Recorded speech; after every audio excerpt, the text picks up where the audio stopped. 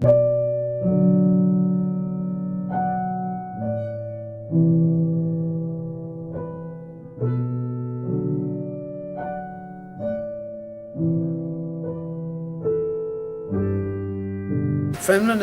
means that women have an equal role to play in both business, in culture, and in religion, and it's just a question of equal pay, equal status, and political role in society, the equality.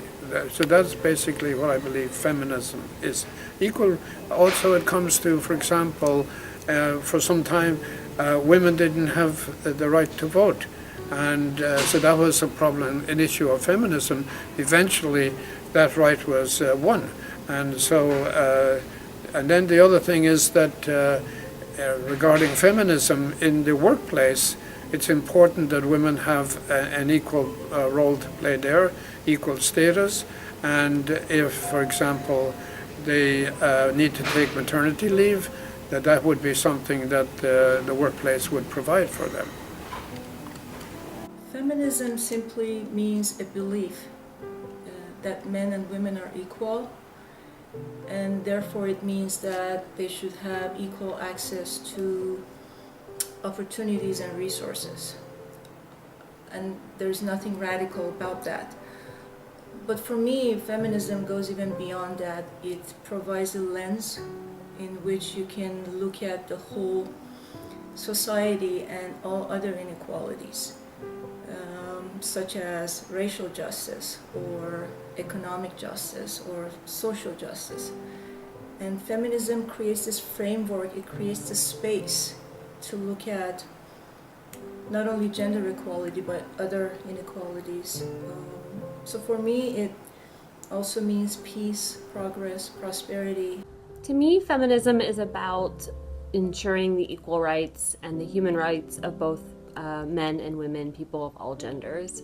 I believe that all of society benefits when women's human rights are protected, and I think feminism is about protecting the human rights of women and girls, as well as protecting the human rights of men and boys. While feminism is sort of a simple idea, it's that men and women are equal, it also calls for a lot of action. And because that's not the society we live in now, it means that we must work towards that. Feminism is sort of an activism, but as I reflect upon it, really feminism is a philosophy. It's a philosophy that no matter what your sexual orientation or identification, everybody has equal rights, they have equal opportunities and equal protection, but also equal responsibilities. And although feminism to me, in my era, was in the late 60s and early 70s, there were certainly before that time very strong feminist groups, but that's not what they were called. Women worked very hard to own property. Women worked very hard to get the vote. Then World War II came along, and economically there was a major force of women who were working because they were needed. There were no men, and then of course women who have had to support themselves and their children because that was the only way the families were going to survive. That is a whole other category of people. But for me, the 70s was an era when we started with women's recognition. We had Ms. Magazine, and we recognized young authors that were becoming famous. Toni Morrison went on to win a Nobel Prize. We had women painters. Suddenly, it was all right to say Camille Claudel was an excellent sculptor, maybe even better than Rodin. That was quite daring. And with that, we also had an era where women wanted to do what men did, everything. And no matter it was sexually, whether it was economically, and these brought about changes in careers, for example. in the medical field, with very few women. There were some brave souls, but very few. And and then suddenly, it was all right to go to medical school. Feminism has to do with seeing women and men as being of equal worth and having the ability to have equal opportunities in everything. Feminism is the idea that men and women should be treated equally, and recognizing that in today's society, we are not. Feminism is a belief or movement that says that women and men are equal and that they should have equal access to opportunities, their rights in terms of politics, education, social issues, that they are equal and need equal opportunities. Feminism is equality of the sexes in all spheres, whether it's social, economic, or political. It is not about promoting one gender over the other, and it is not about excluding anyone.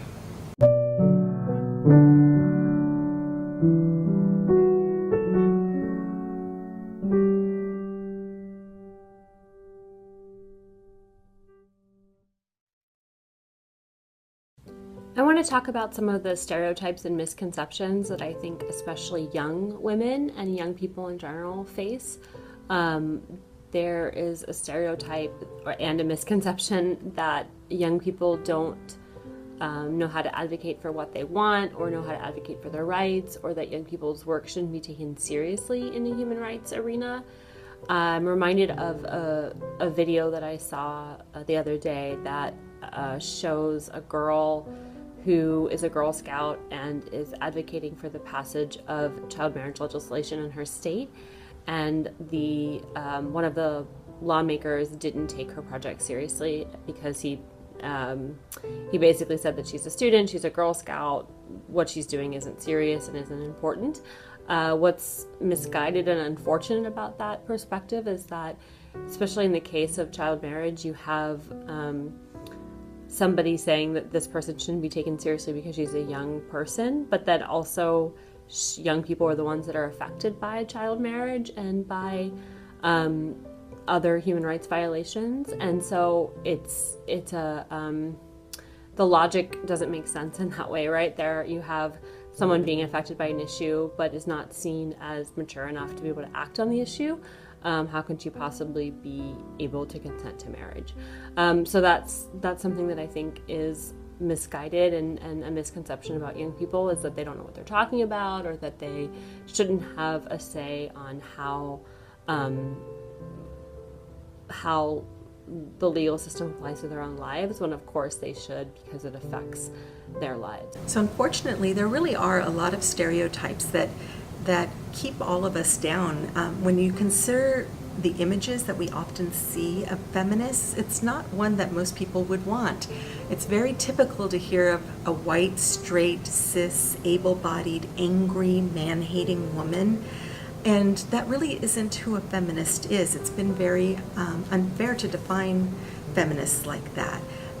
What we know, especially from the marches that have been going on this year, it's really all women. It's LGBTQ women, women of color, immigrant women, and that means documented and undocumented women, women with disabled bodies, women who are trans. It's a celebration of all of our differences, and feminism is something that allows for the whole woman to show up and a space for everyone to be free. The thing about these negative stereotypes is that they really do go both ways. There's plenty of negative stereotypes about boys and men too, and no one gets served by that. Think about boys who have been told, don't cry. It's not things that boys are supposed to do. Or how many times have boys and men been told to man up and just deal with something? We all lose with these limitations. And in fact, there are today so many men who proudly stand and label themselves as feminists too. So when we think about what feminist really means, there has to be space for our male allies. The idea that women are less smart than men and they're not as good at leadership and that sort of thing, I've been thinking about that because of the election with Hillary Clinton. It was interesting. I saw someone analyzed how how Hillary's popularity was at different times. And whenever she was seeking power, her popularity would really drop. So it seems like people are really uncomfortable with women's power, women seeking power. And if she was doing something like, you have the Lewinsky scandal, and that's more what people are accustomed to women having to deal with, those kinds of problems, and people felt sympathy for her, and her popularity went way up.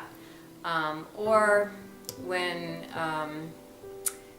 she was appointed Secretary of State, she had very high popularity then too, but when she was seeking power, whether she was running against Barack Obama or Donald Trump or Bernie Sanders or whoever it was, her popularity would plummet. Well, I think that in my era there were many stereotypes of women, and of course I'm very familiar with the Western stereotypes.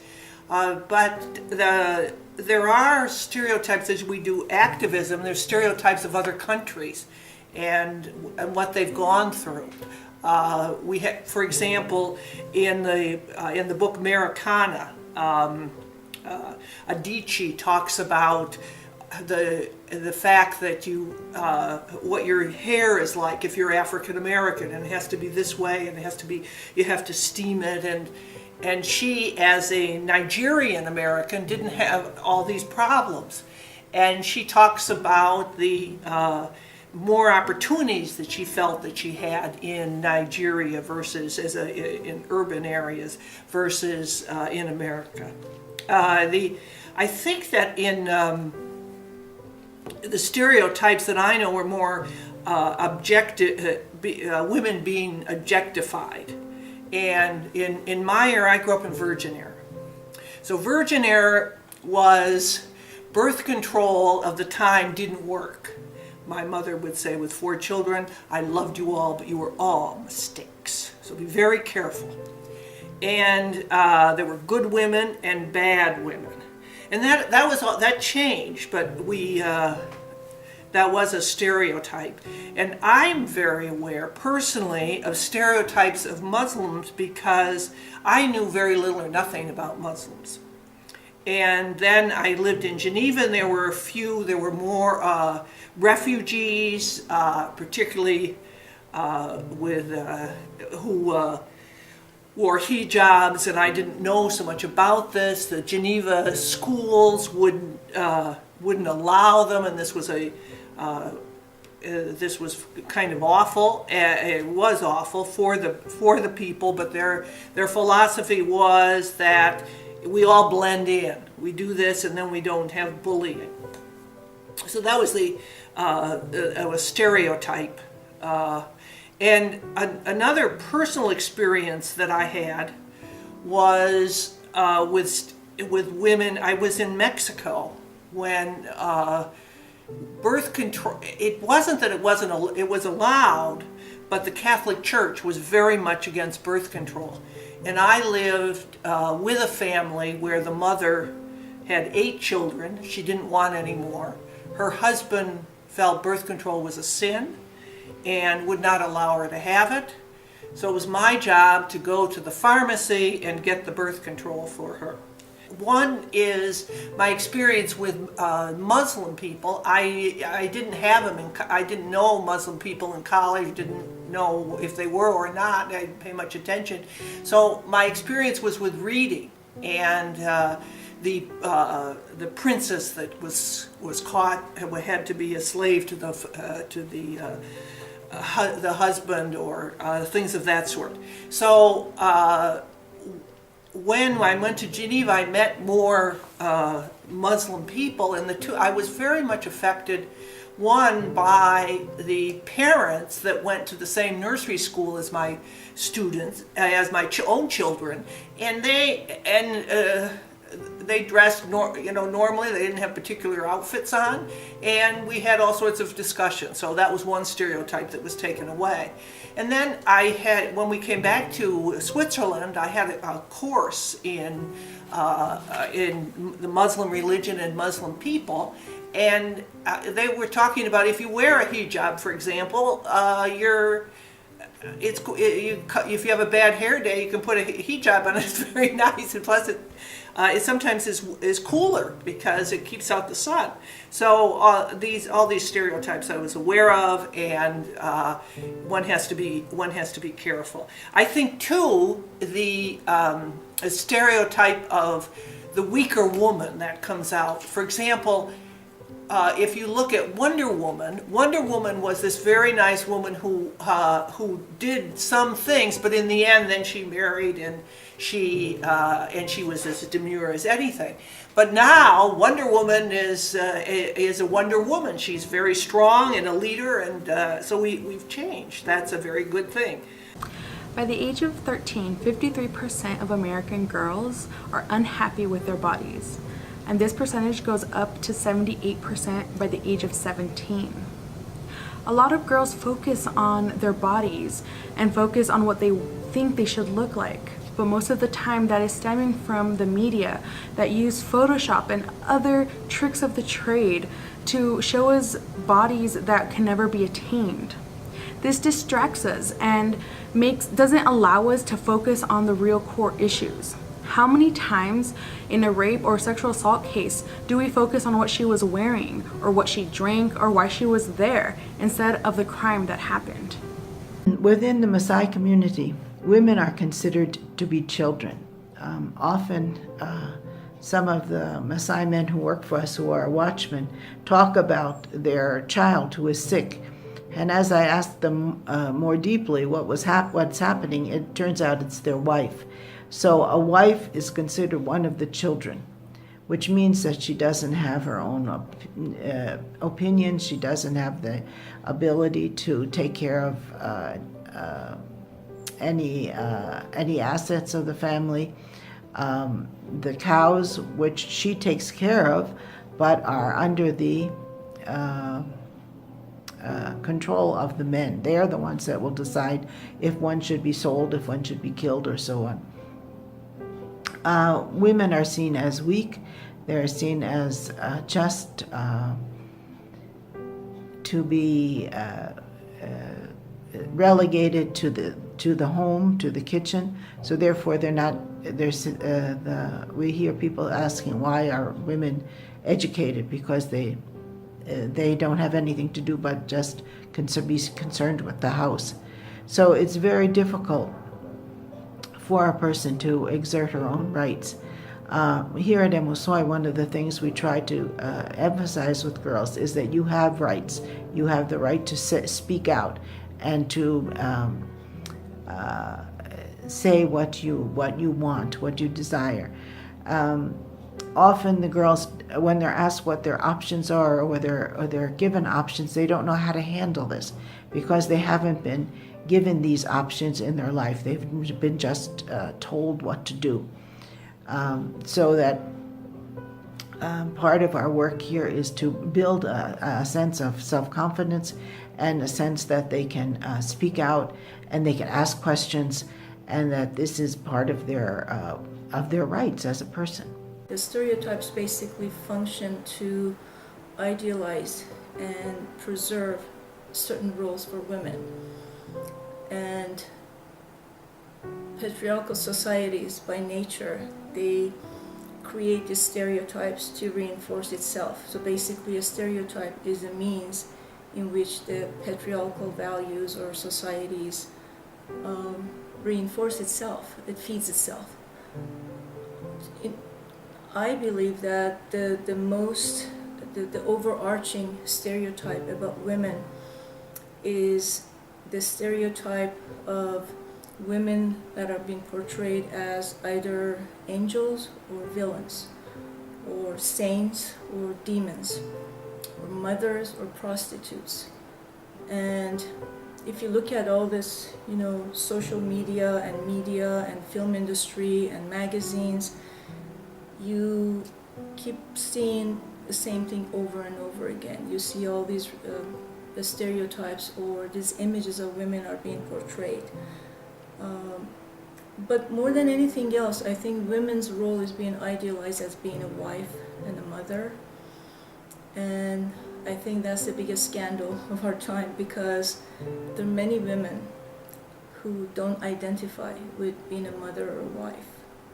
And And you know, it takes a lot for someone who doesn't choose that path to be able to stand up their own and basically don't have to explain themselves, because oftentimes you see women who choose a different path and the stereotypes are so strong that they end up explaining themselves or being isolated by family members.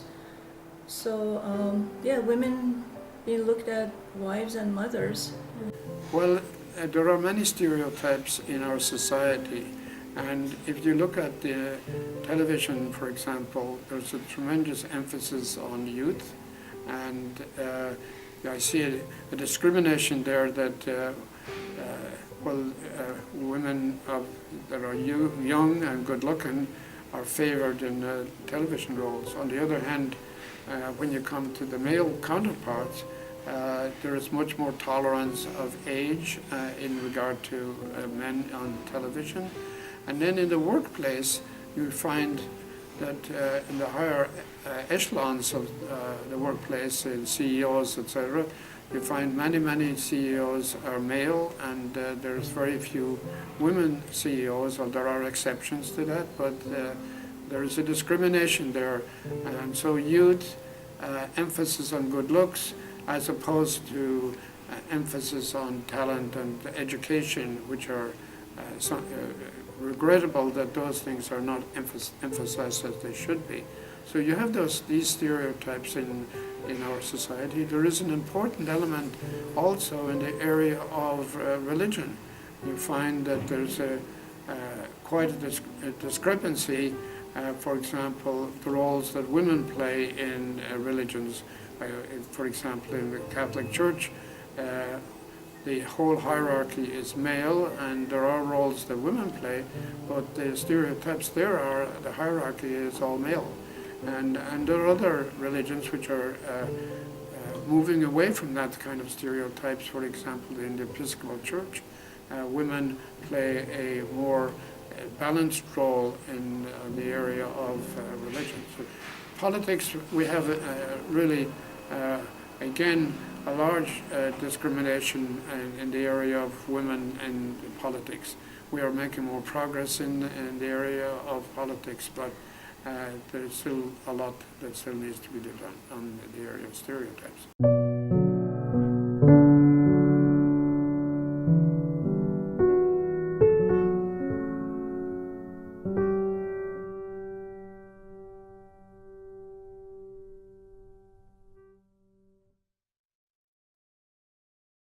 Women actually make great leaders. But how many times have you heard of a woman leader being referred to as too bossy? Yeah, or maybe some other choice words.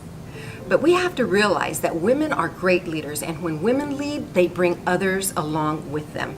We're not just making this up. The research shows that when a woman leads, she not only brings in more money and profit, but she also produces great teams that work together. Women value professional development for themselves and their employees. They bring integrity, initiative, compassion, and collaboration to the team. Women work together when they lead, and the whole community benefits. Well, I think women as men also, they show certain traits where people respect them, and they're leaders because of that. They're admired. Women can lead in any community or any group. I believe that many women get involved in this because they're working for a certain minority. They're part of a certain minority, whether it's because they're all poor and they're rural, or because they're Hispanic, or because they're authors and they want to publish. Whatever their group is, they take the initiative and begin to have passion for it. And then it's only natural that other people are excited too, and that's how they lead. And I think that if we have women continuing to do that, and are leaders in the community, and the community accepts women, then everybody sees how effective that women can be just as men are, and women begin to see they too can be leaders. That's what I think is so important. Well, women are half the sky, so 52% of the whole world population are women. So it's vital that women are placed in positions of leadership and power. Now, one of the main barriers to women's leadership is a lot of values that they have internalized. For example, women look at the path to success, the path that men have taken, and a lot of women try to become them. But I think one of the main ways to overcome that is for women to reflect and reach out to their inner resources, because all the experiences that women have because of being women have given them so much different skill sets, different traits. Some of the skill sets or traits have been historically considered as a liability, but these are not liabilities, these are assets. For example, women tend to be more collaborative. Women are much better in communication, in mentorship, in interaction. Men's style of leadership is primarily transactional. That means, they make orders to their subordinates, and women's style of leadership is more of a transformational. They empower other people and they make them feel good about themselves. So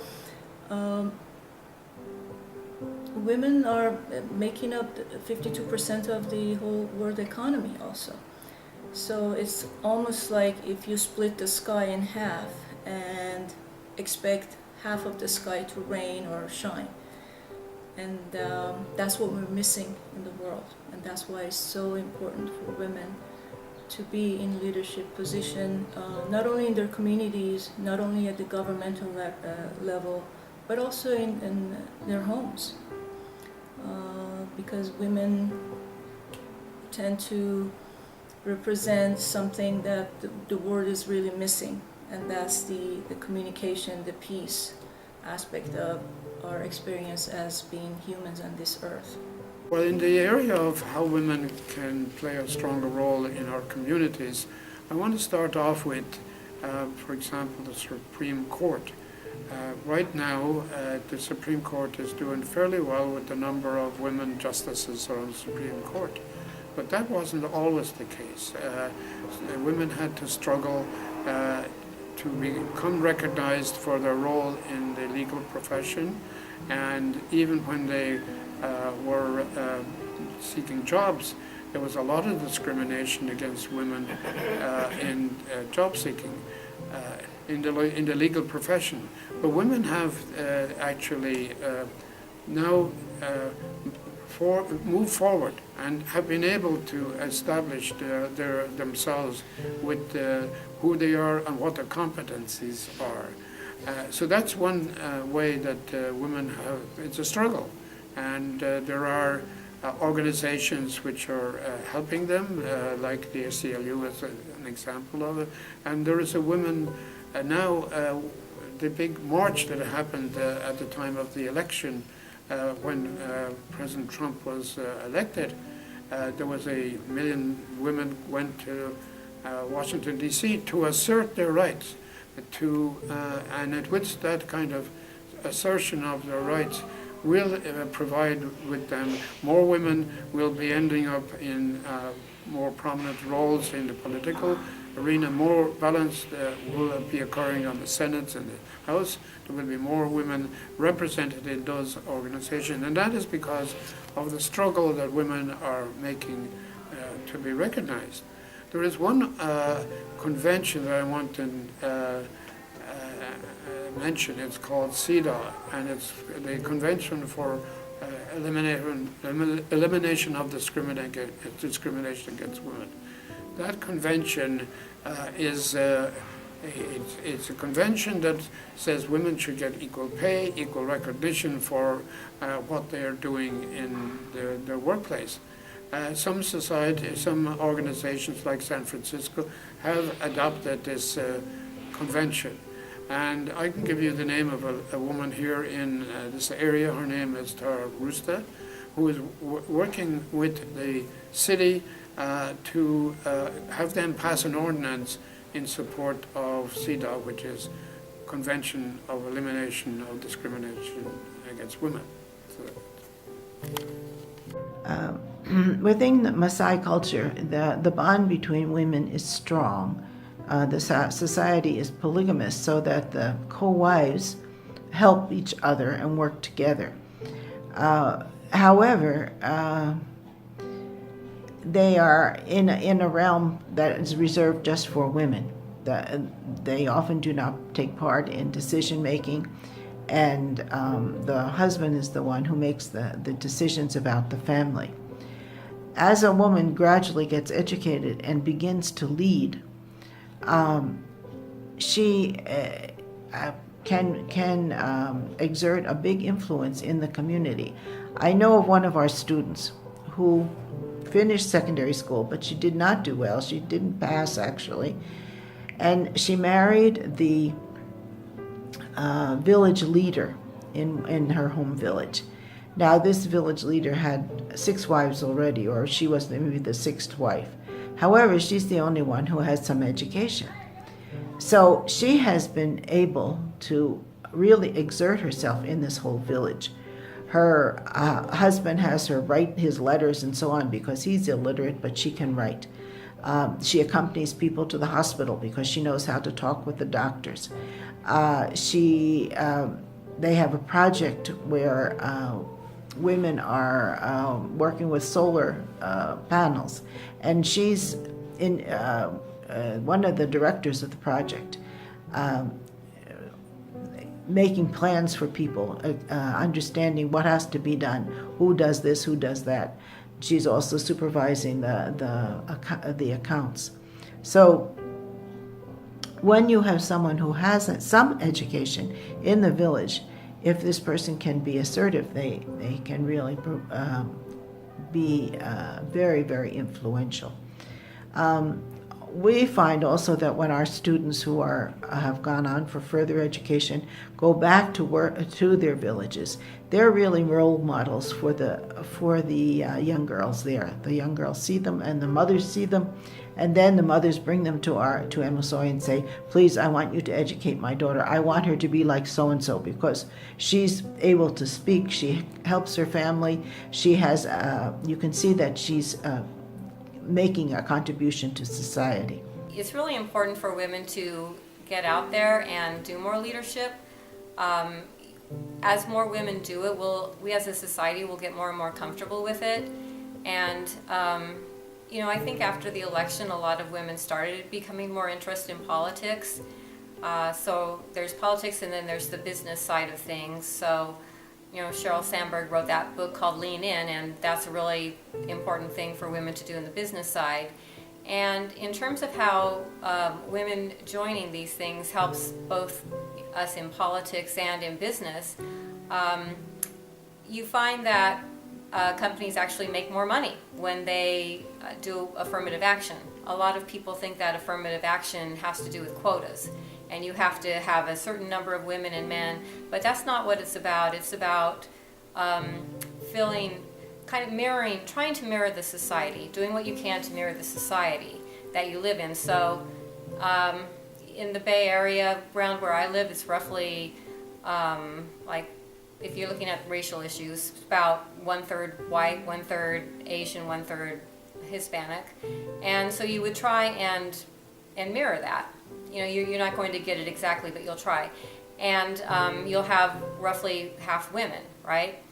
But what businesses found is when they started doing that, it used to be something that the government mandated. They said, you have to do this. And later they said, okay, it's up to you. And most businesses found that they made more money because they were actually making better hiring decisions. Before that, they had assumed that men were just better at everything, and so they would hire men and ignore really talented women and minorities. So after they were told it's no longer a government mandate, most businesses continue to to do affirmative action because they found they actually did make better hiring decisions. And if you look at politics, there have been some studies that suggest that men are more likely to go into it for, I guess you could say, their ego status, whereas women are more likely to go into politics because they actually want to help the community. And I think that it's not that men are worse than women, but we socialize girls and boys differently. We socialize boys to think in terms of status, and we socialize girls to think in terms of caring about others. And so I think that that's why you end up with that type of a pattern. So it's really important, whether you're in business or politics, for women to get involved. I think it's really important that women, girls, have equal representation in leadership in a community, both informal leadership, but also elected office. I know that there have been studies done that say that at the kindergarten level, both boys and girls equally say that they would like to be president of the United States. And then when you get to, I think it's 5th grade, girls, the rate of girls who say that they want to be the president of the U.S. drops significantly. So something's happening to girls at a very early age that's telling them that they can't be leaders or shouldn't be leaders or shouldn't want to be leaders. Something's going on there, and we need to find out what is happening to girls at a very young age to discourage them from assuming positions of leadership.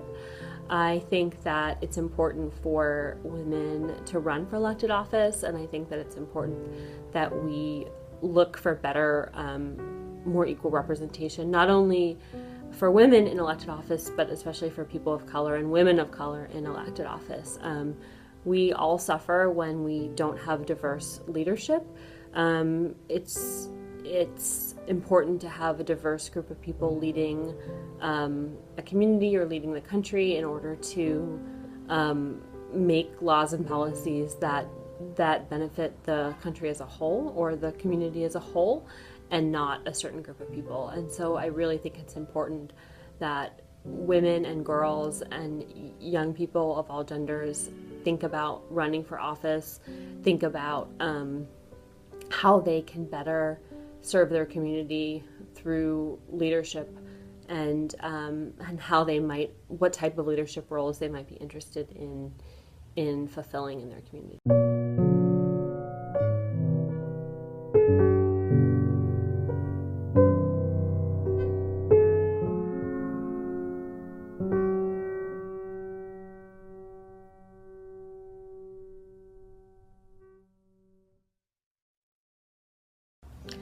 There are, of course, a number of challenges to fulfilling human rights for women and people of color, and those issues are pervasive. And at GLI, we really encourage students to reflect on themselves and on their own communities, and how they can increase and further the human rights of people in their community.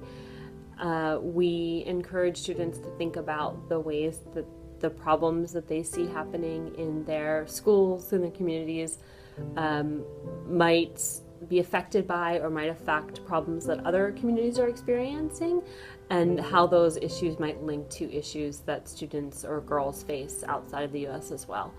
We, like I said earlier, one of the big issues that we're working on now with Girls Learn is the child marriage issue. Child marriage in the U.S. is a big problem, and it's something that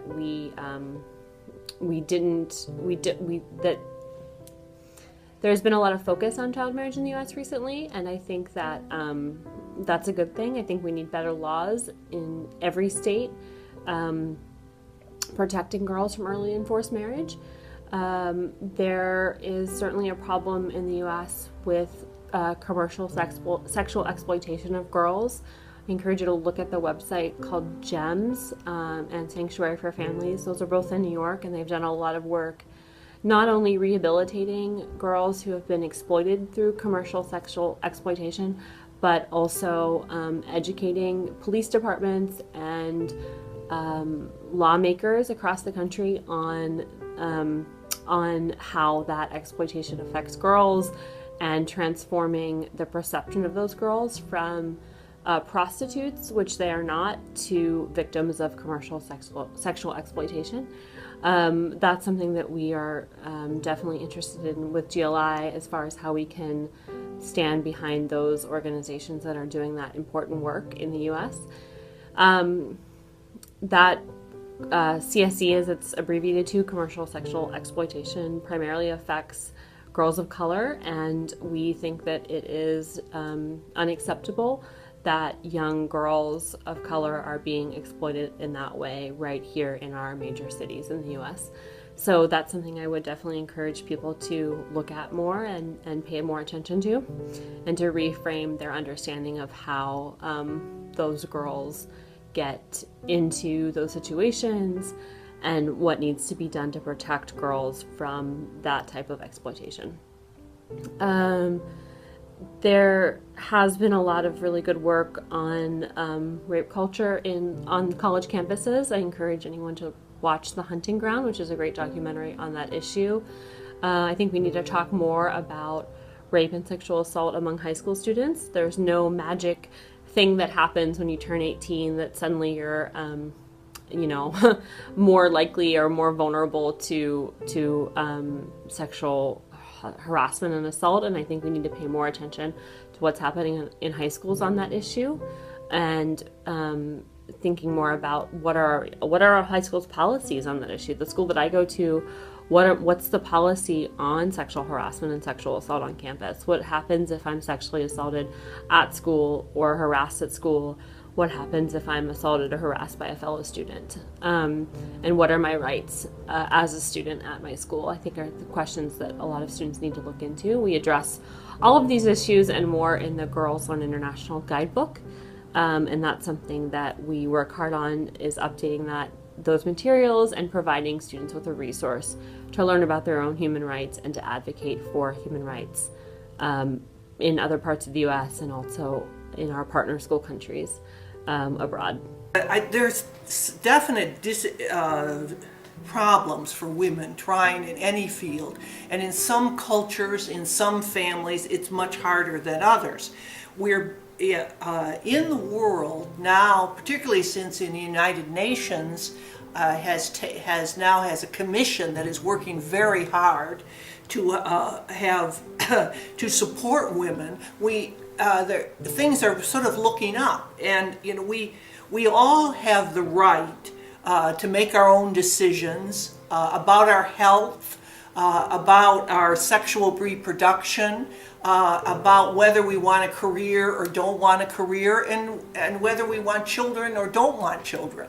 And that's a very important thing. In some cultures or some laws forbid it, women having these rights. And so I think that's what we have to work on. There are many areas where it's like, for example, in culture, there are some cultures that in religions that encourage genital destruction of mutilation of genitals, and forbidding this type of mutilation is very important. But I think one can take small steps when you're dealing with a whole culture. For example, they now have a procedure that is like having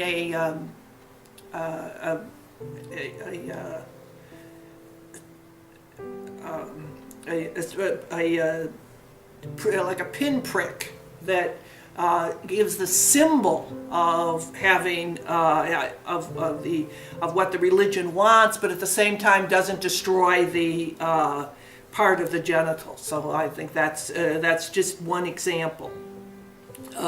There's also horrible things going on with sex trafficking and girls being kidnapped. The criminal, most of it is all criminal, but some of it in economic areas is less obvious. The sexual kind of trafficking is horrible. It's been going on for a long time, and communities are doing a lot more about it. But then there's also economic trafficking too, which is equally as bad. So yes, we've got a long way to go. Within the Maasai culture, as I said, girls are not considered to be that important. They're considered to be a source of wealth for the family because when they marry, the husband's family will give their parents bride wealth, which consists of a number of cattle. The value of their education is not really recognized because they're seen as going to another family and just being concerned with what is at home, not with anything outside of the home. You have violence against women. It's an accepted fact that a husband will beat his wife, and this is how he'll show that he cares for her or that there's some recognition. But the women get beaten often. I would think they would probably at different times be coerced to have sexual intercourse. They're considered not important if they have not had any children. Then even if a woman has many daughters, I mean, she needs to have a son. So all of these, her value is considered is dependent on her productivity as a mother. Girls don't get married. Girls don't get an education. Before I started the work in Umasoi, I was involved in a research project in Maasai land, and I was doing the educational component. And at that point, there was a very low percentage of Maasai-aged children school-aged children who were able to go to school, who were registered in school. And of that small amount, it was 1/3 girls and 2/3 boys. So from the very beginning, few girls had a chance for education. Those statistics have improved in the more recent past because the government has stressed the building of schools in the villages. But still, the number of girls who maybe start school might be equal, but by the time they finish school, there are usually less girls than boys finishing school, primary school this is. And mainly is that there will be a lot of dropouts of the girls because they get pregnant along the way. And parents or families see the pregnancy as a way to counteract the government's insistence that children go to school, because once a girl gets pregnant, she's expelled from school.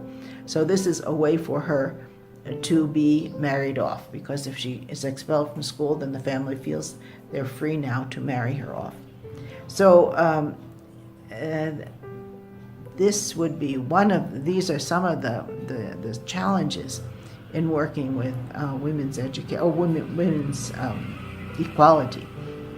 Another thing is that women have can't exercise any rights over their any income. Women are able to take care of the milk of the cows, so they can milk the cows, and if there's extra milk, they can sell that milk. They can also, I think, take involved with the hides, but there's only a few things that they have control over. However, even when if you start getting a women's cooperative where they're collecting milk and selling milk, and then all of a sudden the women are getting more income, the men come in and take over then. So women are seen as not able to be able to exercise any kind of control over money and produce.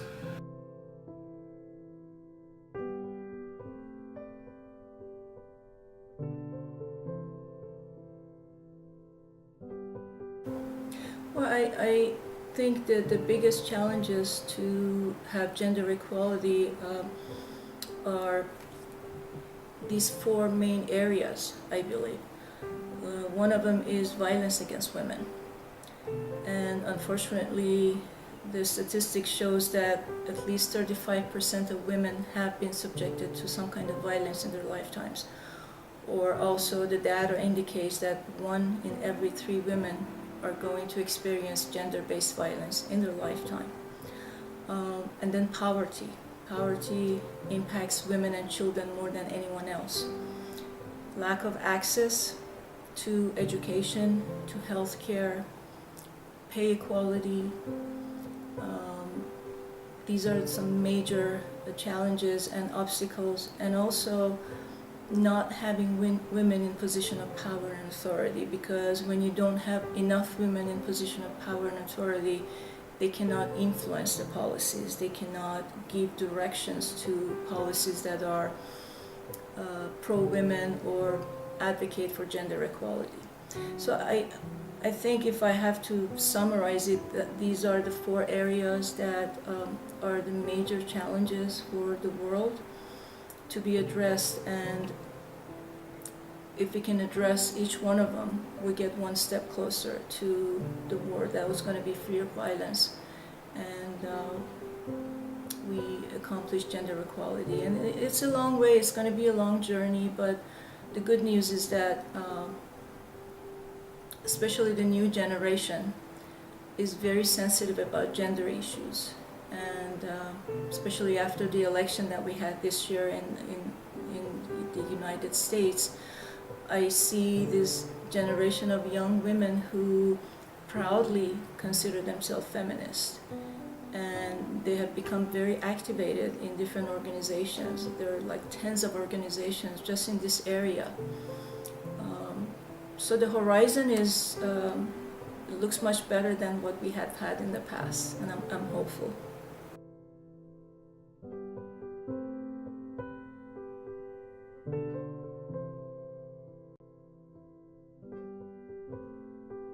Well, the other area that we need to talk about is what women face, and I'm talking about, for example, the women of color, how it's so difficult for them to find a role, a worthwhile role in society. So there is a discrimination against people of color, women of color.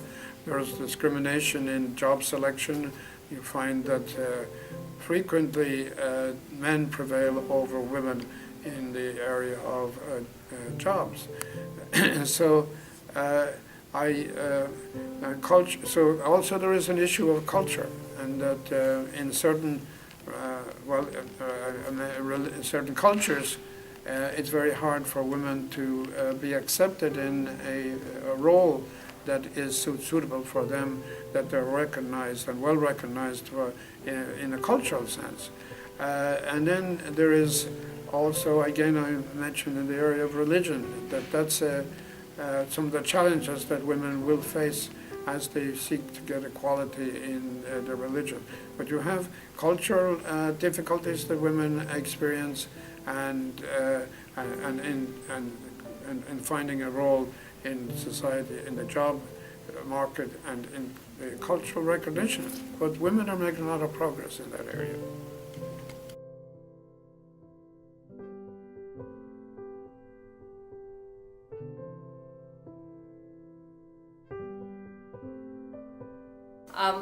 What I've noticed over time is that a lot of the challenges are really subtle. I teach women's studies, and my students often aren't aware of all of the subtle things that make it difficult for women to be seen as equal within themselves and how other people perceive them. And one of the things I get interested in trying to get my students to see is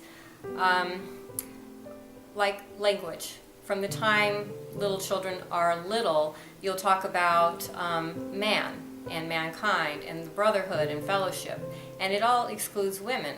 And so you start thinking that a person is a male. Typically we put men before women, men and women, brothers and sisters, boys and girls, and all of this, from the time you're little, you're hearing it, and you're such a little kid when you first start hearing these things that you don't have the sophistication to be able to criticize it. And so you start getting into your mind that women are lesser than men. And, today it's really common for women to be called bitches. And, you can kind of excuse that, but you can hear it on college campuses, you hear it in music, and those kinds of words, they can get subtly into your mind. And so women can start to feel like they're lesser than without even realizing that that's what's happening. So sometimes I call it kind of widespread low self-esteem. But when women see themselves as secondary and lesser than, they're less likely to try in a lot of ways, and they're seen as being lesser than by people who are doing hiring or voting and those kinds of things. So that's what, one of the things that I think is really important to talk about.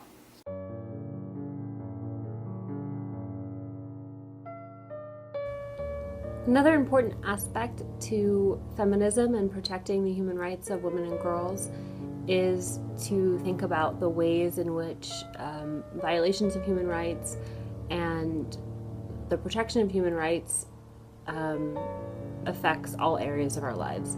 So this applications of feminism and feminist work take place in the legal sphere, so protecting the legal rights of women and girls. This can be through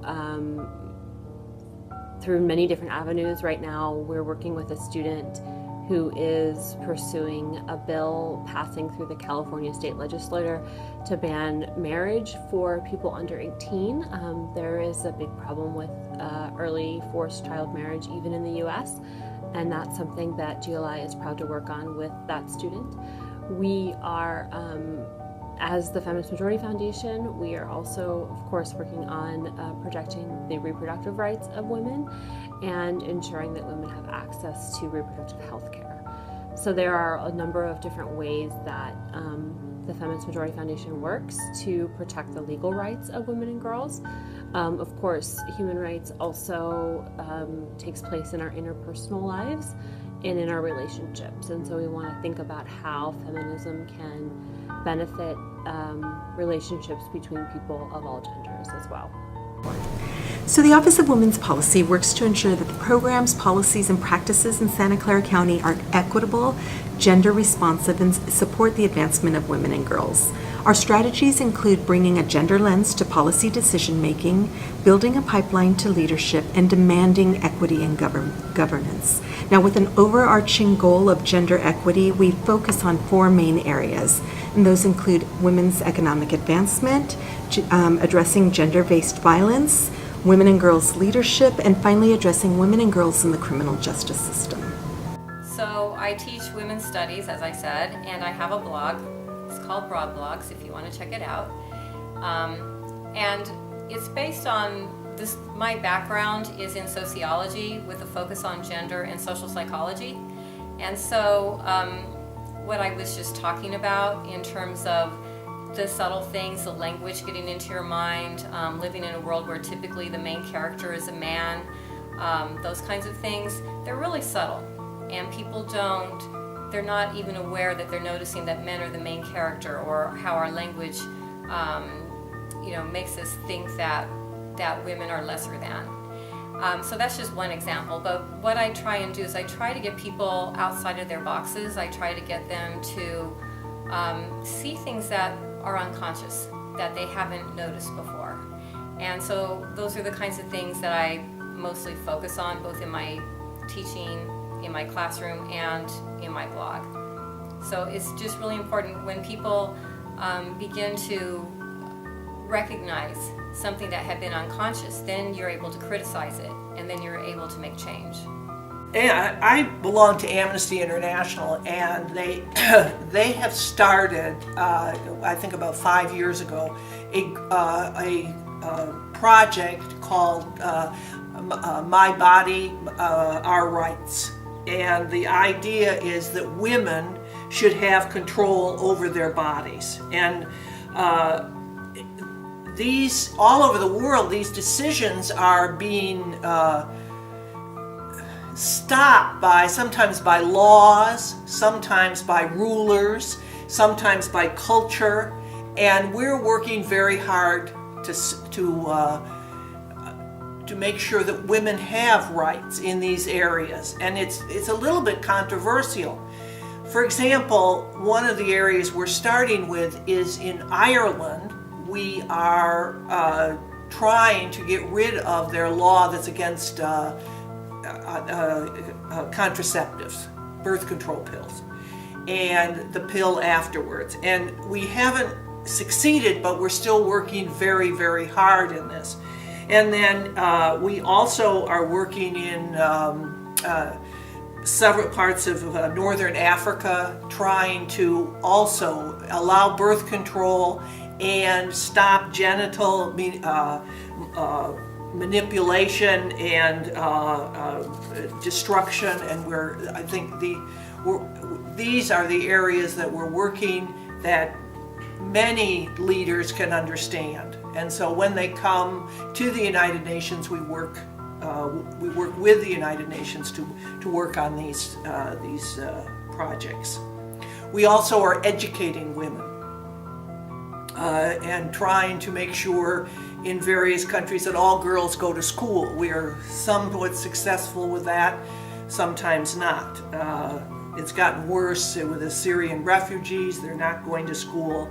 Afghanistan is getting worse. That is a real problem. In the United States, Amnesty has been under some controversy because Amnesty United States has taken on the project of making sure that prostitutes or sex workers their rights are respected. And there are many laws on the books that hurt the sex workers. That's a real problem. So we want to make sure that they have rights they can go to clinics so they don't get diseases. And also there are many sex workers that say, listen, you have to protect also the pimps, because it's a very gray area of who's a pimp and who's a sex worker, because the cultural is so confused at the time. A woman might, in one situation, be a sex worker. On the other hand, she might be pimping out, if you will, her roommate, so that they both can make money to live. This is one reason to do it. But also, women are very afraid to get free of their pimp if they think the pimp will beat them up, or if the pimp will then take them to he'll go to jail if she turns him in, and that's what they're afraid of. So that's an issue. It's a very strong issue, and that was a real problem in Amnesty International at a couple of the conventions, because some people didn't want to support pimps and others thought it was okay. So these things, what happens. Some countries we know don't punish sex workers, and they have free injection sites. They have places where women sex workers and men too, I suppose, can be checked and make sure that they have good health and approval of good health. That's a different culture. MSOI basically tries to promote the equality of women through education. As I said, we have a one-year program at MSOI called the pre-secondary program, which takes girls from primary school and works with them and tries to prepare them for secondary school. And this preparation includes academic preparation, filling in the gaps of what they didn't learn in primary school, socialization, so that they know they're not just dealing with people from their one village. They start to realize there are many different villages, there are even different regions in all the one country of Tanzania. There's a psychological sense of widening their minds so that they have some idea of what the world is about. after this, then they go on to secondary school, and which would be mixed boarding schools. In this year, we also have life skills. So the girls are learning about themselves, about leadership, about their rights, about their biology, all of this, so that they're better prepared to become young adults in this changing world.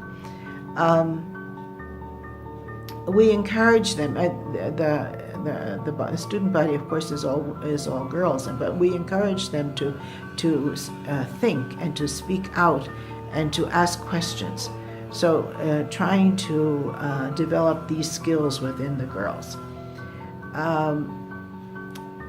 They also think about their own culture and to try to encourage them to have a critical mind, to be thinking of what is good in their culture, because there are many things that are very good, but what needs to be changed, what needs to be tweaked so that it's not oppressive, because in many ways the culture can be considered oppressive to women.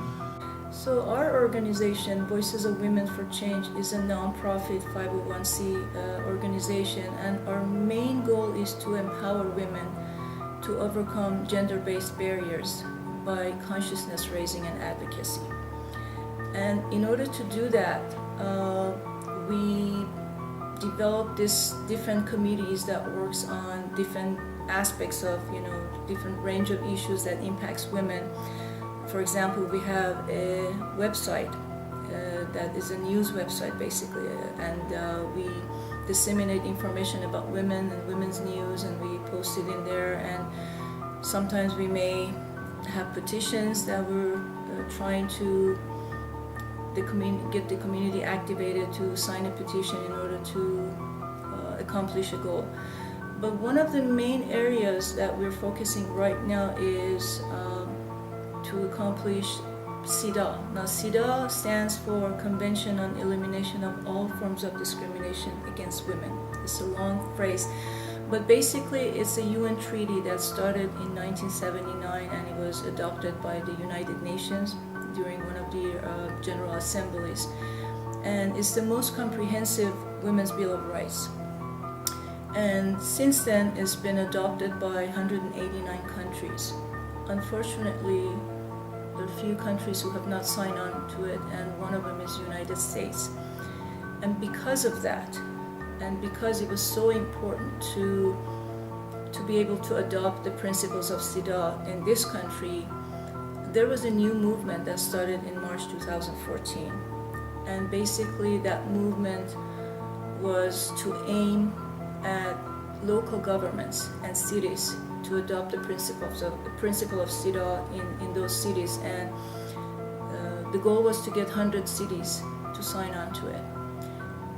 We as an organization, we reached out to other women's organizations, civil rights organizations, and human rights organizations, and we developed this task force we call Silicon Valley CEDAW Task Force. And our main goal is to adopt the principles of CEDAW in the city of San Jose. And but before I go there, I just want to explain to you that there are already some cities that have passed a resolution and an ordinance adopting principles of CEDAW. The very first city that passed the ordinance was the city of San Francisco in 1998. And then there are other cities that followed, such as Los Angeles and Berkeley and Miami. There are many other cities that are actively involved in pursuing CEDAW. Now for us, we started lobbying the local government, the city of San Jose. So we've had meetings with city council members, we've had meeting with the vice mayor of San Jose, and we're trying to work with them so we can get their support to agree to adopting the principles of CEDAW. And it's a long journey, but we're going to be working on it until it happens, because obviously once the ordinance passes for city of San Jose, then there are other things that need to happen. For example, there have to be a gender analysis. there has to be some funding to fund all these programs that are going to be using the gender lens. And then there has to be an oversight body. But we are working on it and we're hopeful. There's about 18 organizations who have signed on to it, and we're still approaching other organizations to get their support. And it's gaining momentum. This is a movement that's gaining momentum, and I'm very hopeful about that. Well, in regard to Amnesty International, the story there is very positive because the women are playing prominent roles in Amnesty International. The person that is now the executive director of Amnesty International is a woman. And when I look at the roles in the staff area of Amnesty, Amnesty is doing a very, very good job as far as women's role in jobs that they're doing. If you look at Amnesty, the women are doing a great job, and they're also there's no discrimination in my view in regard to Amnesty's work and people working for Amnesty. And that also goes for the volunteer section. I feel in society women are more willing to take on volunteer roles than men do. And you'll see that in Amnesty, the women have a very prominent role in the volunteer ranks. For example, you're going to be working on our website for our group. You're a woman, and also the person that you're going to work with is a specialist in this area of the technical things associated with the website. In our group, we have an Amnesty group. The women are much more represented in that Amnesty group than men are. So this is just an example where women have a willingness to work, and certainly Amnesty is there to accommodate them in doing what they're doing.